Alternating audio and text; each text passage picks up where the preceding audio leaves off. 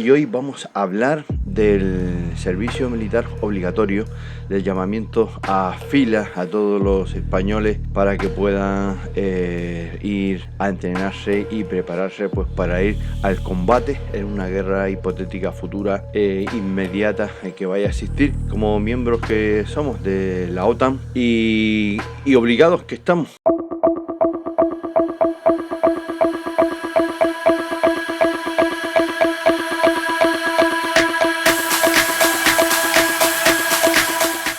Hola, saludos a todos. Estamos en otro programa y hoy vamos a hablar de otro tema también relacionado con la seguridad. Por eso ahora el canal le hemos llamado QSL para poder tratar todos los temas relacionados con la seguridad. Y hoy vamos a hablar del servicio militar obligatorio, del llamamiento a filas a todos los españoles para que puedan ir a entrenarse y prepararse pues para ir al combate en una guerra hipotética futura inmediata que vaya a existir, como miembros que somos de la OTAN y obligados que estamos de si se atacara a algún país también que sea otanista, pues que todos los españoles pudieran ser llamados a fila e ir a combatir inmediatamente si fuese necesario y si el ejército profesional español no fuese suficiente. Así que hoy vamos a tratar, ¿es suficiente el número de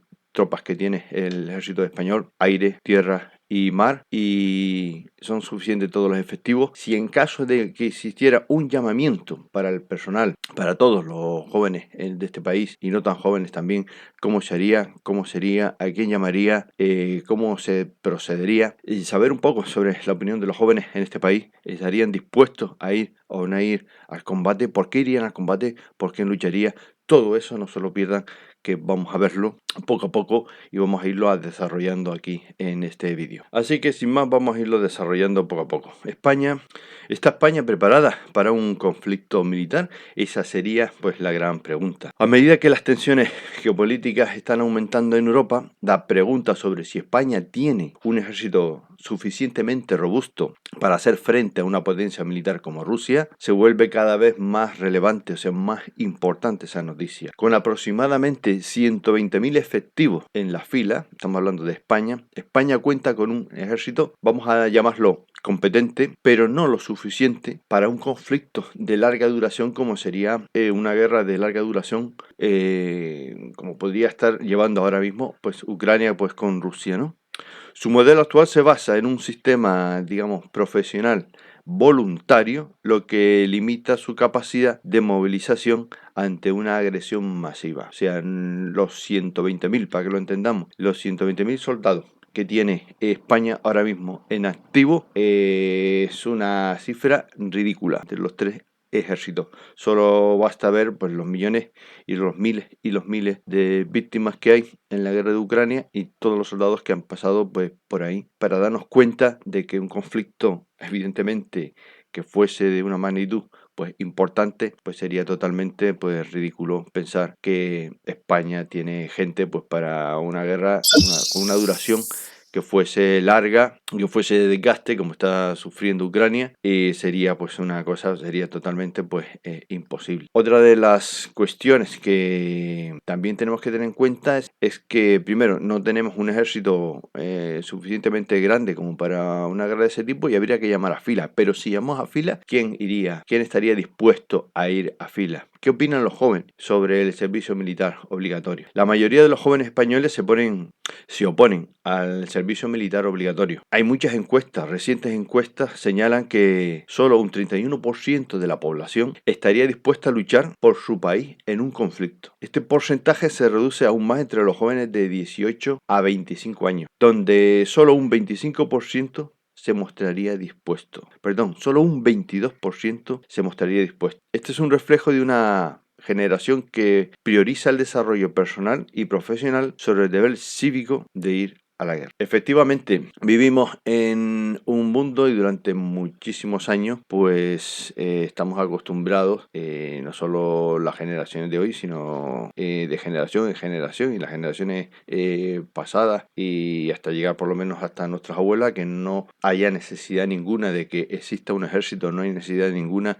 nadie se ha preocupado nunca y menos, por supuesto, los jóvenes en que tengan que ir al combate, porque se supone que era una cosa que pasaba ya a la historia y que nunca más iba a haber un conflicto, por lo menos en los países occidentales, entre otras cosas, por el miedo, por el temor al armamento nuclear. Pero ahora estamos viendo como que se crea una nueva variante de conflicto estándar convencional sin necesidad de utilizar armamento nuclear, pero que se está combatiendo y que tienen pues miles y miles de víctimas y que podría implicar en cualquier momento a que cualquier país miembro de la OTAN pues entrará en ese conflicto bélico.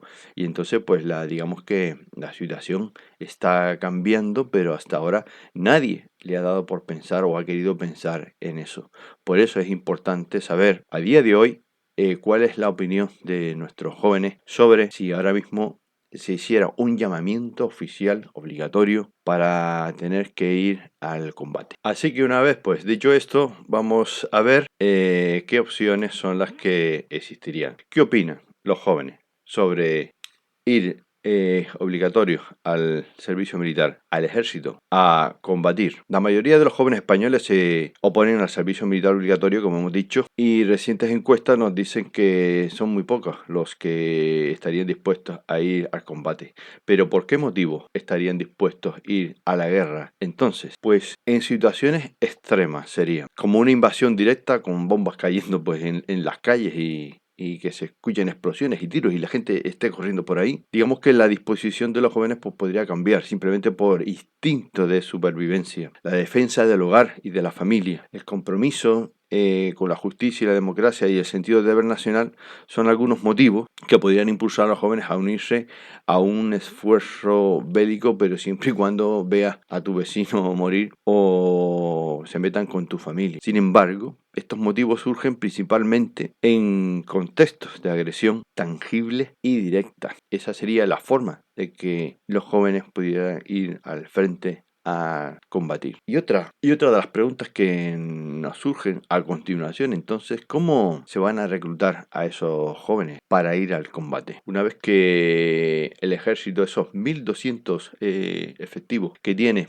el ejército español, que hemos dicho ya que evidentemente no es suficiente absolutamente pues para nada, y mucho menos pues para una guerra duradera y con el tiempo, sí sería un ejército está preparado pues para que trabajar con la OTAN y para unirse España con otros países de la OTAN y entonces combatir, pero que tengan que ir solo a una guerra y abierta como estamos viendo, por ejemplo, en el caso de Ucrania, eso hace de que simplemente lo tenemos ahí como ejemplo de los miles, millones y miles de soldados que están muriendo y que eso ha llevado a un éxodo de Ucrania de refugiados, gente que se marcha, gente que no quiere combatir y es verdad que bueno que también ha traído pues a mercenarios, gente de otros países que sí quieren ir al combate pero que al final son más los que salen que los que entran y de hecho ahora vemos como que se está haciendo desde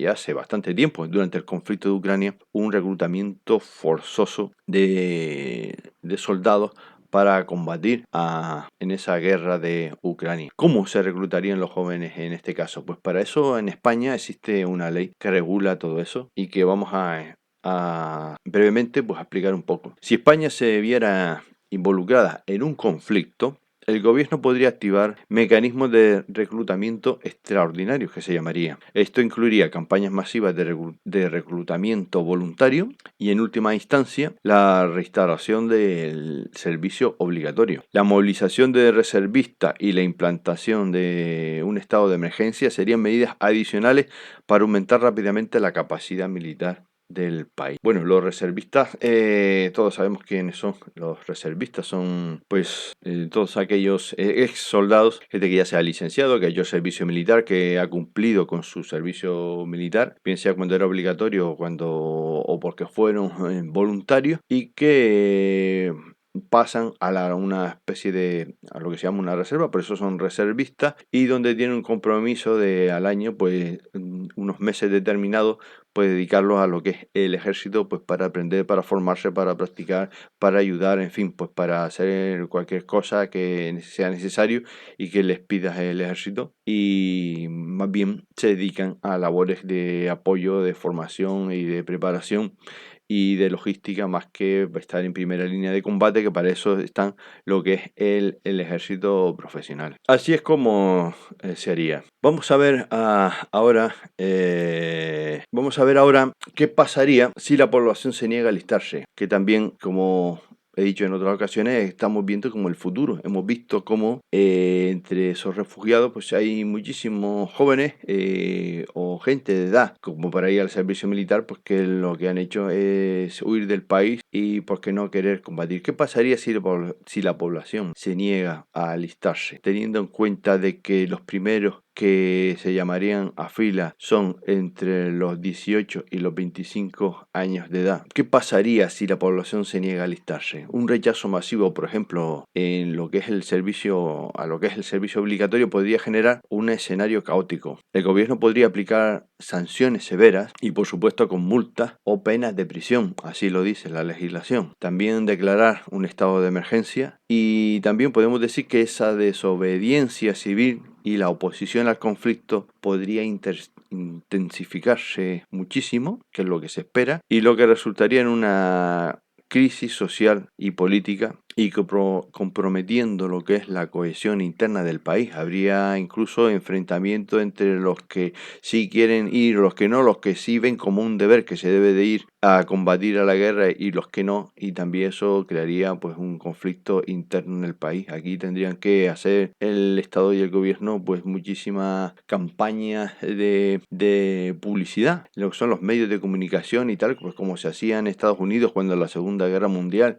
¿Quién se acuerda de, yo qué sé, pues desde Elvis Presley que decía que iba a fila, pero que, en fin, al final era coger personajes famosos que pudieran atraer o convencer a otras personas pues para que pueda ir al combate y estar ahí. Eso es lo que podría llegarse a hacer si se quiere cumplir, porque si no al final esto sería pues un caos, como hemos visto que está sucediendo en el caso, por ejemplo, pues de Ucrania, que he comentado antes, ese éxodo y esos refugiados, esa gente que huye del país. Lo mismo pasó también con el conflicto también ha pasado lo mismo en Rusia, aunque ellos han hecho un llamamiento, pero para el ejército voluntario, y no han tenido la necesidad de a la fuerza, como en Ucrania, de tener que coger y obligatoriamente pues tener que llevar a los jóvenes pues a la guerra.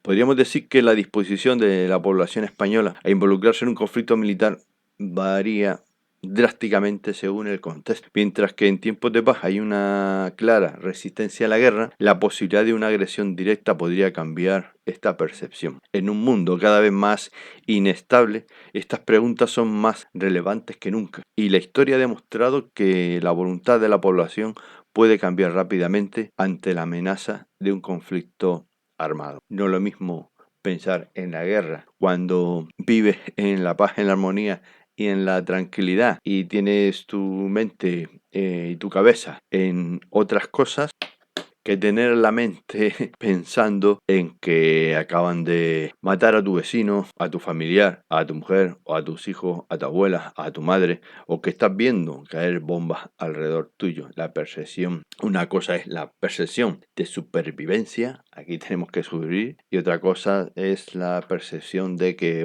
estoy tranquilo jugando en casa con la Play, no tengo ninguna necesidad ni ningún motivo de ir a no se sabe dónde a combatir el qué, ¿no? Sería la pregunta.